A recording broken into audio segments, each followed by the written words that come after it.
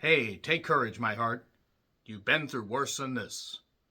Honey Bunch is a Shudder original from the writer-director team behind Violation and centers around a young woman named Diana that is struggling with memory loss after an accident. She woke up out of a coma and now she is going off to a cottage that seemingly is in Ireland or some type of countryside. Apparently this is filmed in Canada, but they made sure to get an Irish actress as well as a French actress just to give it that cultural feel. Whatever, it's fine. And it is set in the 70s. We get that deliberate retro 70s unnecessary zoom stuff going on.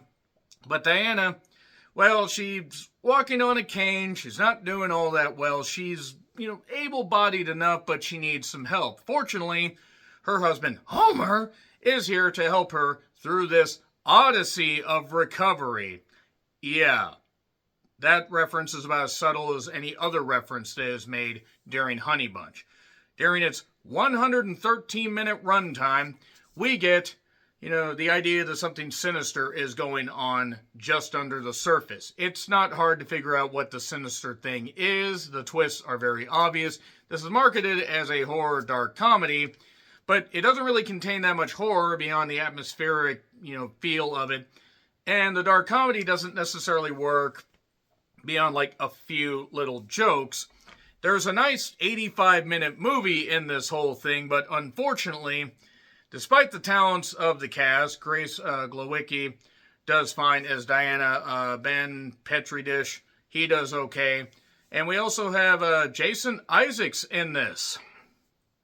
Once I realized that Jason Isaacs was in this and what this movie reminded me of, the movie lost me, and I'll explain in spoilers in just a minute. Also, Jason Isaacs plays Joseph. There's Josephina, played by India Brown, who's an up-and-coming young actress. And they're there to recover as well because she's also been in an accident. But just something strange is going on. There's a lot of secrecy going on in this house that's seemingly like 5 fucking rooms. And yeah, what's beneath the surface is really not much. The plot and, depth of this movie is basically not much deeper than a teaspoon of water. And there are cool moments in this. The soundtrack is certainly a choice. I have seen worse, and I appreciate what they were trying to do. There were moments I liked in this, but that 113-minute runtime, that is bullshit. That was goddamn ridiculous. There were scenes that could have been either cut down by 30 seconds to a minute or cut out completely. This felt at times self-indulgent, which is a shame because there was potential here, but it was also unfortunately repetitive, and it's on Shudder if you want to check it out. I'm going to get into spoilers. 3, 2, 1, and spoilers. So basically, Diana's memories start to come back after the opening where there's this song that's certainly a choice. I worn my elbows to the bone for you. She's in a wheelchair. Homer's vowing to take care of her. Homer references that line that I opened with. Odysseus. Yes, Homer, helping on this odyssey. Again, subtlety was not this movie's strong point. And again, if it was intended to be a dark comedy, it wasn't funny. It wasn't that it was necessarily unfunny. It just, most of the jokes fell flat. But anyway, there's a Treffin promise, we will make you well. There's pictures of this woman named Joan, who is the doctor's wife. That's all over the goddamn portraits of hers are all over the house. There's sensory therapy. If you have a problem with flashing lights, you are not going to be happy with this movie. This almost made me have some issues, watching flashing lights. They also abandoned that quickly. I think they show it twice. But the detoxification meals, is she seeing things? She's not actually seeing things. She's given some weird medication to take. I did like the shot where they went from the moon and panned up from the maze. That was kind of cool. I'll give them that. But then there's talks of would you love me if I was this? Would you love me if I was that? Would you love me if I was a worm? One of the stupidest discussions, by the way. Any woman or any man that wants to ask that question, you don't love yourself and you don't love your partner if you're going to ask that. Joan died in a deep fog falling off the ravine, almost like that was intentional. It was. At one point, Homer asked Joseph, how did you end up paying for this? You don't want to know. And Josephina has bleeding issues. hemorrhages in her head, like in her head again. And Homer goes by Joan's grave. I was thinking that maybe we were going to get a thing where Joan was Homer's mother. We didn't get that. And this just ended up just dragging so much. Just so much. There was, she was starting to get her memory back, remembering the argument they had the day of the accident. Josephina remembers the two little dicky birds. Peter and Paul, I believe, is what it was. There was a note from a guy, Francis. He did not join about a guy named Francis. He did not join the army, by the way. It was about Joan losing her mind, wanting to take matters into her own hands. And then they show some drilling where Mr. Burns got Hans Moleman's Lucky Charms. Oh no, my brain. And Jesus, basically it's a cure for wellness, just with a 70s, grainy aesthetic at times. That's basically what it fucking is. Did they ever really love each other was the question about this. I think Homer and Diana may have. She ends up, she drugs his drink, by the way. We're almost halfway through the movie. Nothing really has happened. She ends up drugging him and taking the car. She sees a version of herself with a weird bob haircut. And then goes to a clinic that she had seen the name of before. And it turns out this clinic is housing all the clones, or the discarded experiments, the versions that did not fully work out. It turns out there have been multiple Dianas. There are actually 5 Dianas. At one point, Homer disappeared for a night. He actually went to see Diana 1 off because he wanted to be there for her, because this cloning technology, wherever they fucking do this, they show like a little bit of it, and this naked guy wanders out, and that was like Jason Isaacs for a second, but I don't know. Yeah, the Diana with the bob haircut apparently is smart enough to lead her around, but not smart enough to actually do much of anything else.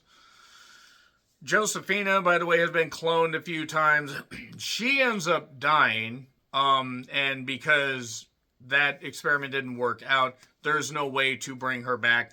That's not going to end up with just, the same thing going on, if not worse.